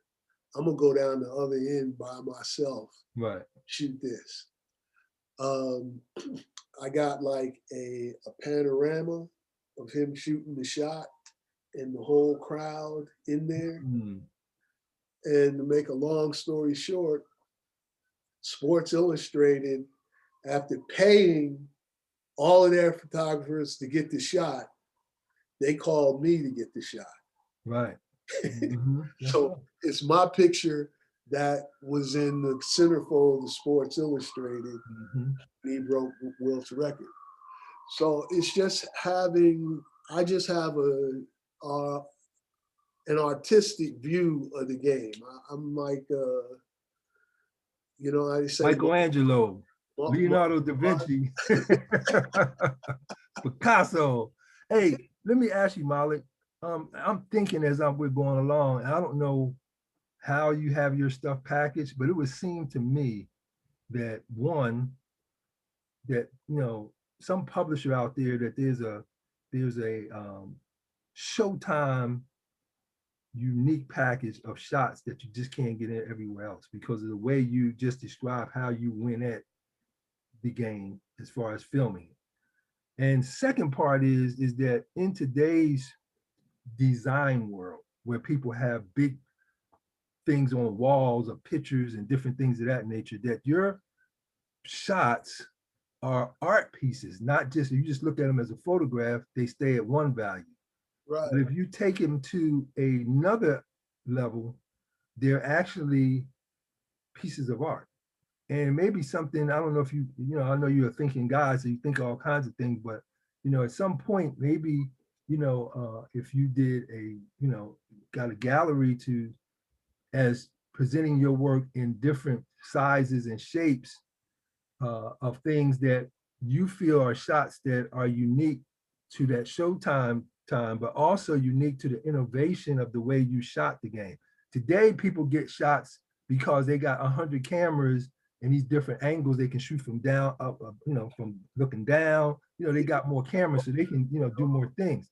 But the stuff that you got is right at the instinct, even if it's just catching magic, looking away on something when you didn't know, the other photographers didn't really know he was going to do. They're waiting for the end of the play. You see something else, or a guy makes a steal, you already see that the guy's getting ready to steal the ball because of the way the guy's dribbling. You can see the defender, when the guy's crouching, I'm gonna get this one. You can kind of, see that, and maybe you get those shots. And, it just seems like that, there's a market for what you have, and it's just a way of packaging it, branding it, and, and marketing it, that there's an interest out there, especially if the Lakers win just back to back, even just from the last point of view, and the whole crowd that's still here on the Showtime, that there's definitely a market. And I think the new generation, they've heard so much about Showtime that from an artwork point of view, you may have something there that's even more valuable than, you know, maybe you even realize. But I think I think it's definitely a market there for the uniqueness, one of a kind type of art. I want to move along real quick so we can get to, so some of the people you also trained was like Marques Johnson. One thing, one thing on, who's the guy who runs Nike? Knight. Phil Knight. Phil Knight. That's who I need to talk to. Phil Knight. Because Nike also owns Converse. Right. And if you look at my shots, like I got one here of Michael Jordan. Right. I mean, you can see the shoes, you can see all of that. Mm-hmm. And it's just him. If I had him behind me, then all of the stuff that you're talking about could come to pass, because there's a worldwide audience for great work, but it's all about getting it out there. But going back to what you were. Yeah, so that's a good point. And so the first step is write Phil Knight a letter. Since, you know, find out, just, you know, start off there and let them know, you know, or, you know, you can also always, it never hurts to call to see what feedback you get. That's what I've learned, you know. It's a battle to get to certain people, but if you call and say, hey, look, I shot the Showtime Lakers. I have unique photographs that, you know, identify, you know, Nike, you know, the Converse that Nike's a part of. And I think Phil Knight is something he might be interested in, is, you know, art pieces that deal with, you know, what the NBA was years ago and how Converse was such an integral part of the evolution of the game. That's something that will help Converse and help, you know, their bottom line and open up another market. Because Nike, you know, they just pulled away, you know, the thing with Kobe and all that stuff. So it's a lot of possibilities there. You know, also Jordan, the Jordan brand, that's another vehicle too that they have access to because, you know, you got stuff when Jordan was in town and shoes he had on. There's another part of it that deals with, I've been watching these sneaker shows that where they talk about the value of shoes now.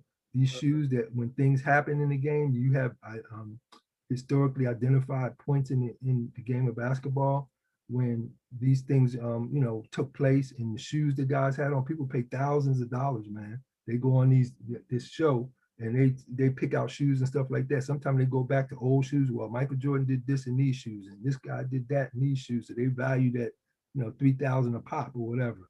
So it's a whole, yeah, you're right. It's a whole marketplace out there, but you got to start somewhere, and, you know, you take your hits and see if you never know, you know, but it definitely is some value there. So I wanted to go, we'll talk. Did I show you the Jordan picture? Yeah. Yeah, here, let me show it to you.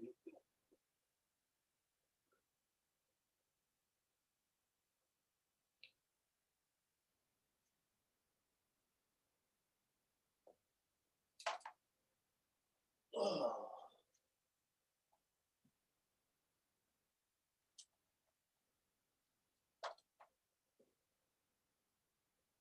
Ooh, man. Yeah, brother. That thing is, yeah, right there. Yeah, man. What did he end up doing? I know he dunked it or something, but it's the way he's twisted. That's what I'm talking about. Man. You got Jordan. Right. Yeah. Face, the look on his face. Yeah. And then you look at all the people. Right. No, that's one you want to have on your home wall. That's where I just took it down. Yeah, no, not you. The people that want to buy it. Yeah. The people that want to buy the artwork. You can even sell prints. You know, you can sell prints of those things too, man. I think, yeah, it's a market out there for sure. So I appreciate that. Real quickly, on the, I want to get, so some of the people you train, I'm gonna just name a few I know, Junior Bridgman, Marques Johnson. Marques was important because you trained him that year before, after Wooden left in 1976. He became the College Player of the Year, first Wooden Award winner. And he started dunking the ball on another level.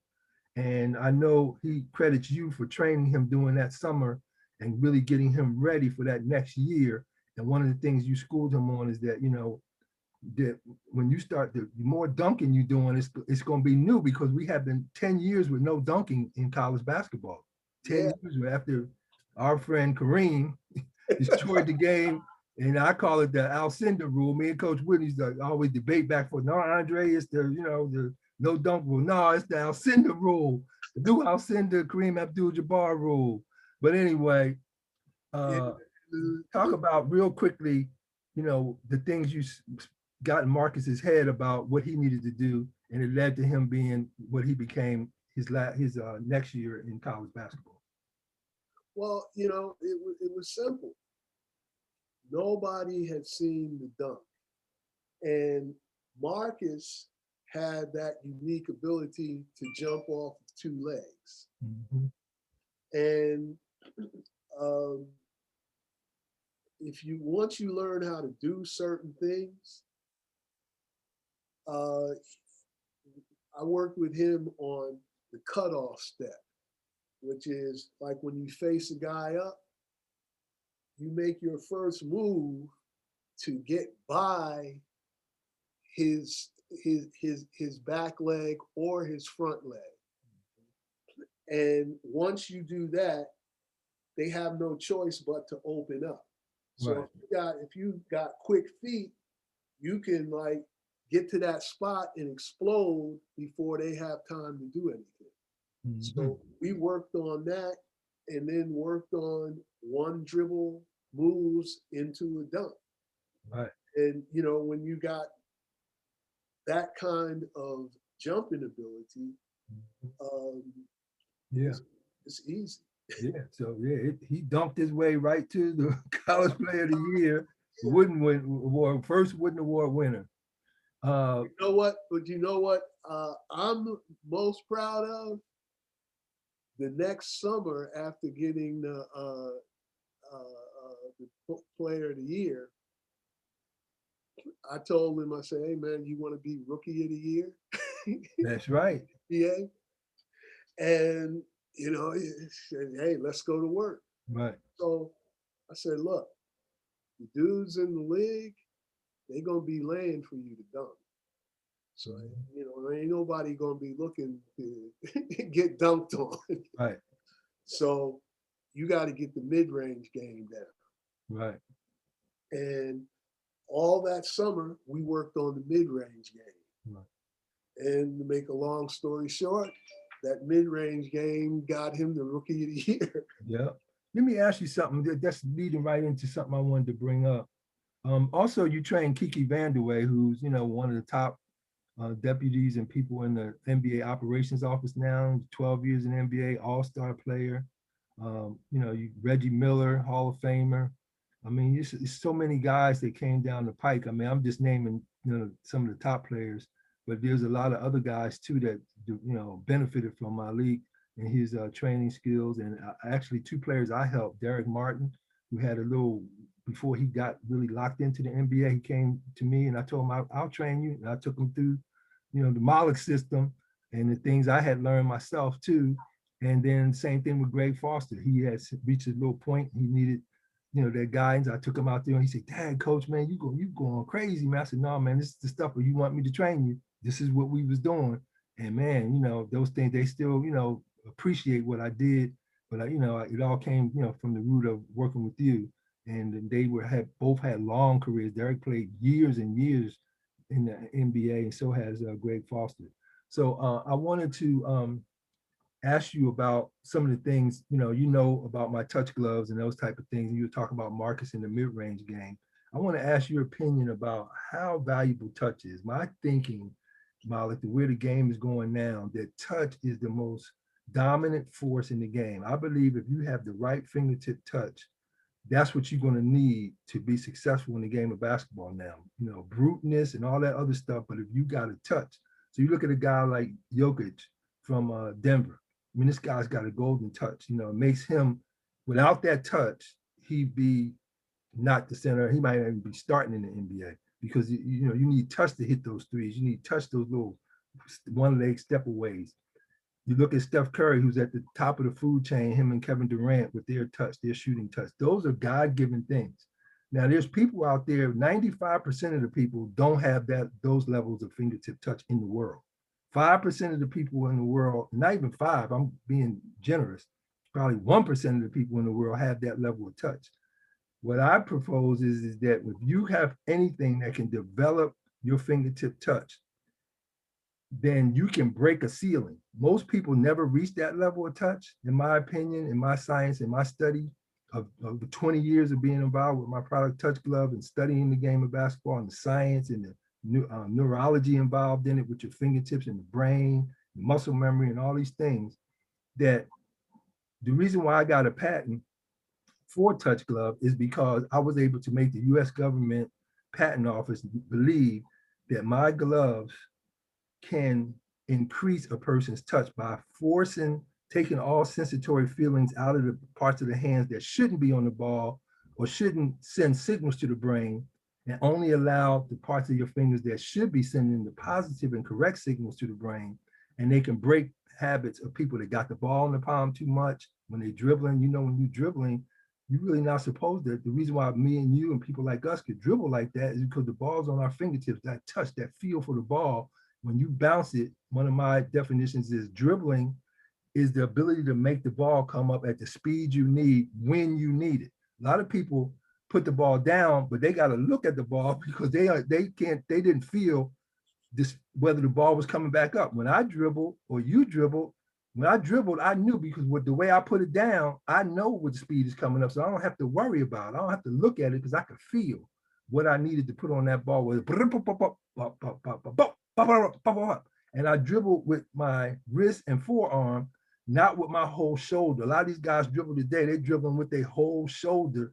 And that's why the ball's getting stolen so much. I also believe that turnovers that are happening in basketball at a ridiculous level, and I'm talking right from the top, NBA on down, these guys are turning the ball over too much. The ball hitting their hands and they ain't catching it. Anytime a ball hit my hand from any kind of pass, it could be low, high, sideways, the ball stuck in my hand, boom, and I catch it, block and tuck, which Coach Wooden taught, you know. But now you see guys, the ball hit them right in the hand, boom, because they letting the ball come in here and hit the areas they're not supposed to hit.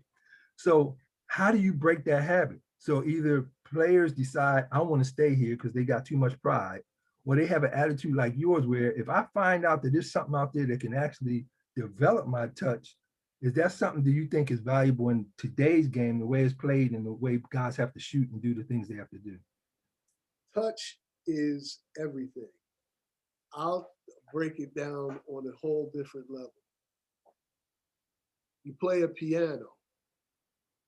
The way your fingers hit that ivory is going to determine the sound that you get. I'm a percussionist. The way you hit the drum is going to determine what kind of sound you get. There are certain things that you can do on a drum that a lot of people can't, that I can't do. Like you see guys who can take their finger and rub it across the top of the drum and get a sound out of it. That all of that is touch. Mm-hmm. And anything that you can do to develop touch is going to help you. I had brain surgery. The guy that opened up my skull and went into my brain had to have a certain touch to get that tumor out of there. So when you don't spend any time on touch, you're missing a very, very important part of the game. Everything you do with a basketball involves your touch. And when you're really in tune to your fingertips that way, it's, you know how like they say he's feeling it? Right. When cats ain't missing. Mm-hmm. Well, the name of the game is to be able to call on that feeling when you need it. Exactly. That's a major point you just made right there. I tell people all the time, kids that I work with, I said, man, that's good shooting, but now I want you to call it up, or they'll be missing like free throws. These guys missing free throws, man. I was sitting up watching television. I said, man, you need some touch gloves, man. I don't care who you're in there. Honest, this guy, that guy, Simmons, whatever, whoever it is. Y'all need some touch gloves, man, because you got to find out, you got to get a feel for the shot where you can call up. See, if I could be off, but if I get mad about the situation, I can call up. Or if I just make a little layup or something, and I get that feeling, and my eyes see the ball go in, and I have a feeling in my fingers again, I can break down that shooting slump I'm in. But here's what I found out about the touch glove that's really unique, Malek. And I just found this out, there's 20 years now in, that this stuff is so deep that if you trained in the touch gloves and you have a bad shooting first half, I've been getting data in from people on this, that if you put the touch gloves on at halftime and just take some shots, it immediately resets that muscle memory in your brain. That feeling can come back literally right then, And I said, wow. And another thing that's funny, man, because eventually I see touch gloves being used in the game. The first person that used the touch glove, the only person that used the touch glove in the game, I know, an official game of any kind, is Billy Knight at UCLA. He used to come, I used to go to UCLA when I first got my touch gloves. And then I started training myself before I put it out there, like for a year. I used to get up 5 in the morning, go to UCLA when the Wooden Center opened, train myself for an hour and a half. And I would, sometimes Billy Knight would end up coming in there. And I started him on some touch gloves. And when he was at UCLA as a player, and we had this Say No Classic Summer League that Rod Smith used to put on, the Say No Classic Summer League, where college players all could come back to town and play in college ball. It was sanctioned by the NCAA. Billy Knight scored 50 points. And Fred Slaughter was there and some other people with the touch gloves on. And so I see a vision. I was listening to sports the other day, and somebody said that it was about 15 years or 20 years ago, nobody in the NFL had gloves. Now everybody got gloves in the NFL. The linemen got gloves, the ends got gloves. The quarterback got a glove on one of his hands. So, the game is eventually going to get to it, because I have a lot of players that have the touch gloves, who was very, that are very popular, like in Japan and places like that. They come in and they go to the games. They want to use them in the games because they become such a reliable source to them that they know they can feel the ball better with the touch gloves on. But the game, is not ready for it yet. They're just not used to it. But people like Kobe and so many names I could name of guys that without me, without publicly being able to get sponsorship or whatever for them, have improved from touch gloves. Jason Kidd and Greg Foster have come out and said publicly that they helped them in an article that ESPN did on us on the Undefeated, saying that Andre McCarter's touch glove may change sports.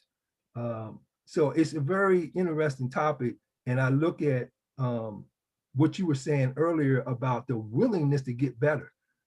I was the type, just like you, anything I could find or grab hold of that I thought was going to increase my thing, I wanted to do it. It's just like if the wheel, for example, some guys down, they just look past the wheel. But you saw the wheel and said, hey man, it's hard, but I can do something with that. And that's the kind of people we want, the touch glove people that want to break a ceiling. That's what touch glove does. Because you got most players right now are at a 3-year ceiling on their shooting. Like they shoot the way they shoot now, they shoot the way they shoot now last year, they shoot right around that same thing the year before that. And it's really not a progression. And they reach a point where that's how I shoot. That's where I'm at. But when you look at high school, for example, it's about 1 million players in high school, whatever, only 7%, and maybe even 5%, I think there was 7 to 5% even get to the next division in basketball. In other words, JC, Division 3, Division 2, Division 1. So you sitting out there just accepting something. Somebody's telling you, hey man, it's a way you can improve your touch. That's what you're gonna need. What do you shoot from the free throw line? I shoot 68% from the free. 68%. Shoot, in our day, Malek, you shoot 68%. They might put you in the wilt category or something like that. 68%. You better at least be 75 and start going up from there. But these guys almost be proud, like, oh, I shoot 68% from 68%. Man, you better get something going, man. You can't be shooting no 68% from no free throw line.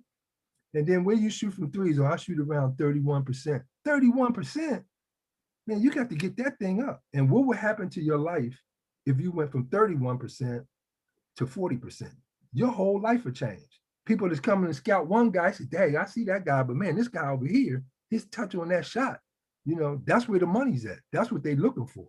And for you to look past something that can help you get that touch, I don't know how much you really want it. You're more interested in your pride and all this stuff than you are at getting the job done. And that's what we're professing.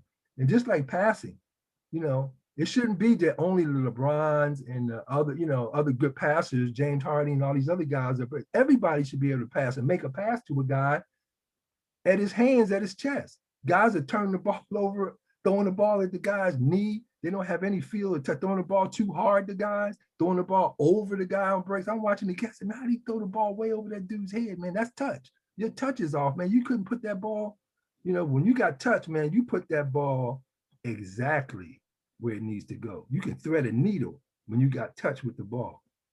So anyway, let me get off my campaign trail. I just, I just know how valuable it is. I hate people to just miss on a given value. LeBron James, give me an hour with LeBron James and I'll revolutionize his game. Mm-hmm. He'll be right. He'll break the scoring record easy. Mm-hmm. And shoot a high percentage. Right.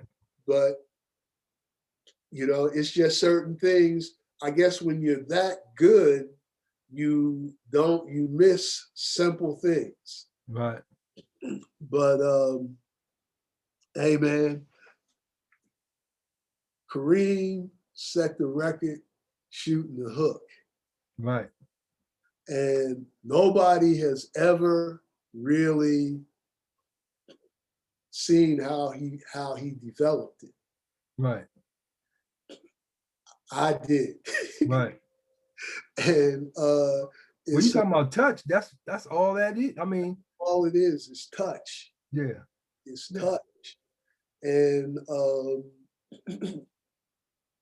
one of the things he had was, you remember the medicine ball? Yeah. I got one now. I could go use a medicine ball. I'll leave it at that. Yeah. Yeah. Well, it's a proven commodity, and it just shows now they're starting to see certain guys now throwing hooks again. Before they was trying to act like, oh, that's a gone tech. But now guys are realizing, just like you did when you did your first jump hook, they're realizing that, hey, I can get this off on Muggs. And then, just like you said on the jump hook, yeah. When you a guard, like you and I that rebounded, I was a rebounding guard. Except for at UCLA, where they didn't need me to rebound. We had Bill, Marques, and Richard Washington, and all these other guys there to get the rebounds, and coach wouldn't want us to get back and all that stuff. But, on offensive rebounding, which I was really good at. But when I did get an offensive rebound, I don't care who was in there. When I go to do the jump hook, I just put a little extra lift on it. If somebody big, like a 7-footer, no problem, big fella, boom, and just put it up 4 or 5 inches higher to get it over you. That's touch, being able to go up and release that thing at the top. He's on this shoulder, so he's gonna foul me if you come over that. And then I'm gonna just put it way up there to get it over you. But you can get that shot off on anybody. And so, the game has changed. I want to finalize things here, Malek. And so what I want to do is talk to you about, how do you see the game evolving? They got this debate going now about the 3-point shots ruining the game. Before they said the dunk was ruining the game. Now they're saying kind of the 3-point shot, that it's not the same game that we played. And it's not about old and new or whatever. It's just that things evolve. You know, the game has evolved. I've have make myself like today's game and just forget about my way we played, the strategy and post up and knowing the tempo of the game, slowing the game up, knowing how to, you know, play against different styles or whatever, and just get into guys are gonna come down and jack up a three. They gonna heat seek and just pull up on situations when they should have just got a basket. They don't play that way. So I had to just adjust myself because of touch glove primarily, because I'm trying to get, you know, this young generation to understand that, you know, this is the way y'all play. I respect it. I'm gonna just go along with it. But the point is that what do you think about the game, where it's going, and how do you think the three-point shot plays into where we're going, where we are now, and where we're going for the future? Well, personally, I like it Okay. because it basically opens up the floor. Yes, it does that. But you have to be the type of player uh, as a coach at every level. I made everybody do everything. Right. Big men had to be able to handle, guards had to be able to post up. And so if you have guys who can make three pointers, my thing is you got to shoot 50%. If you ain't shooting 50%, then you ain't shooting. So as a coach, I get my teams prepared to make 50% of their shots. Mm-hmm. And my rule is if you open, shoot it. We've practiced these shots enough so that you should make it.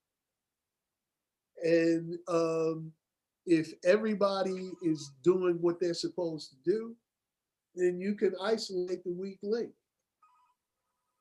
But hey, when Damian Lillard steps across half court and can launch it and make it, that's exciting to me.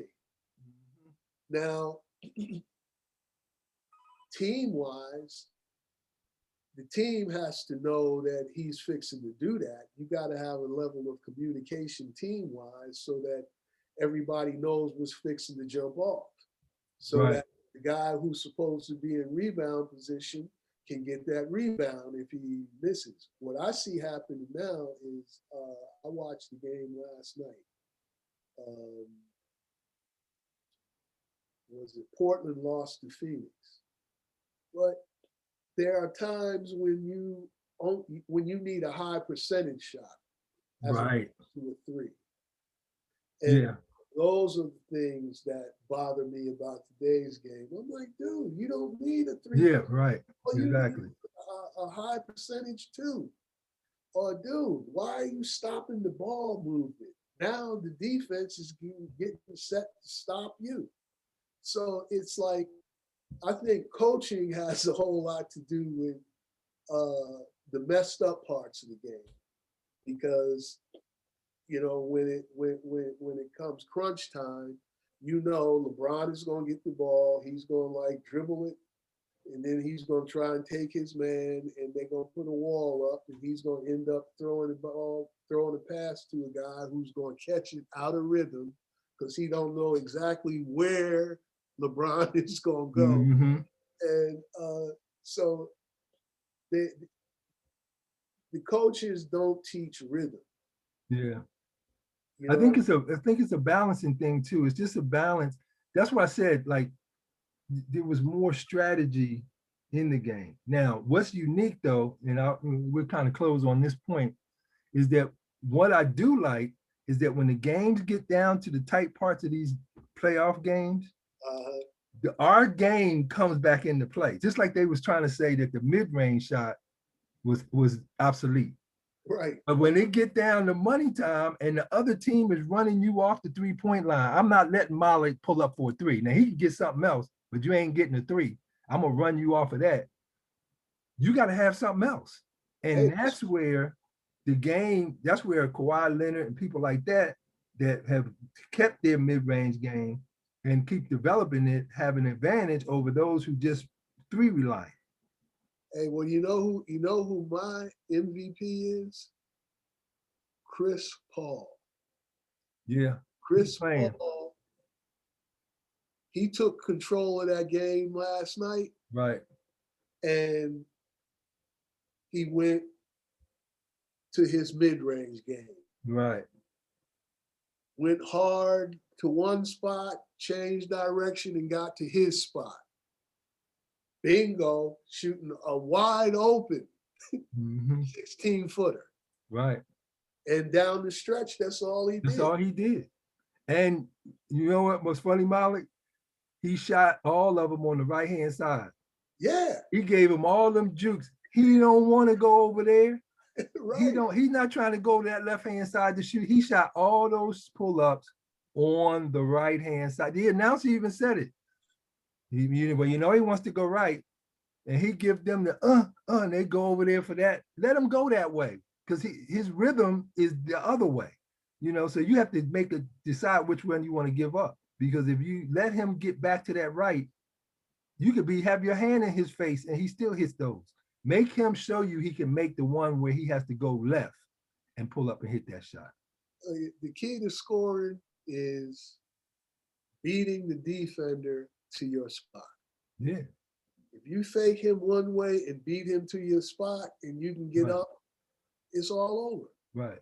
But you're supposed to know, if you're going to be a good defender, you're supposed to know all that. Not that you're going to stop guys, but you can, if a guy, when you play good defense on a guy, he may get 25 or 30, but if you go ask that guy who you don't want to see when you play, I don't want to see Molly.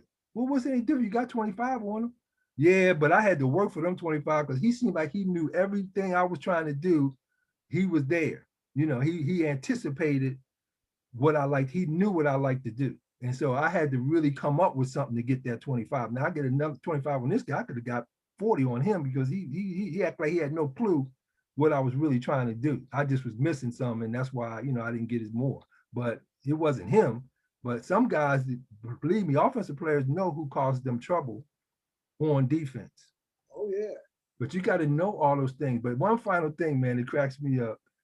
You know, and Bill gets on me. He says, Bill Walton, he's so negative, Andre. I said, well, hey, man, that's just little stuff that bothers me, man. Two things. One, I never, ever went out of bounds on a dribble with the ball. I never went out of bounds dribbling the basketball. There's two things that bother me. Dudes who do that and dudes who travel. Right. Man, don't get caught for traveling. Right. And you always got to have spatial awareness. Yeah. That's what working out with Bruce Lee drove home to me. Mm-hmm. Yeah, right. Right. As soon as I hit that ball, he was on me. And the other thing is, I think that the game could enhance if you bring something else back. And that is, I think the way these guys want to go to these corners and shoot the threes, if I was playing today and I know my guys are not cutting to the basket, I would want to bring the ball, have the players demand them to start bringing the ball back down the middle again.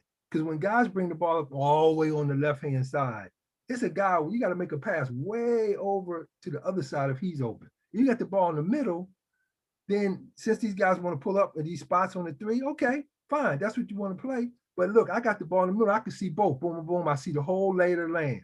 Then, because there's space and I got quickness, guess what? I could blow by this one guy that's back and go right to the basket because you guys are on the wing. I'm in the middle. But when you come down the side, you see it in the game. The guy brings the ball down the sideline. The guy that's over there in the three gets in his way, and he really have to do something crazy to try to get back around and go to the basket. But if he was in the middle, he could go either way. And if you go on full speed and the guy's backpedaling and you got guys on the wing, they got to get out there to them threes. Man, I hate that. Wide open. Hate it. Yeah. Hate it with a passion. Yeah. Because it basically limits your options. There's no question about it. If you got guys on both wings who can play, that's a problem because you're going to have to react. and all of that space has to be covered. The way they run that sideline break, you can cheat. Mm-hmm. Defense can cheat. No question about it. But so Malek, I appreciate you coming on. This was a great conversation, and we covered a lot of things. Kudos to you and all the great work you've done through basketball, the things you've done to help basketball evolve. You're a part of the process that helped basketball players that went on to evolve and become part of the game. Hopefully, Marques Johnson also gets in the Hall of Fame like he should be. And I'm sure Kiki for all the work he's doing. Also, that's going to happen for him for his leadership, on and off the court, and in the Hall of Fame. And as far as Kobe, I wanted to say one thing. I like to get Kobe in. What's your feelings of Kobe Bryant? And we're going to close on that. Hey man, Kobe was a great player. Personally, I like the way he goes. I like his approach. He's a guy that basically all you had to be able to do is catch and shoot. Right. It's like give the ball to Kobe and get your catch and shoot game. Right. Yeah. And if you understood that and worked hard, he's a great teammate. Yeah. Yeah. He was, difficult. He could shoot the three. He could get the mid range. What I like too, he studied the game. That's Right. the key. He kept, that's the whole point. Everything, with me is not just,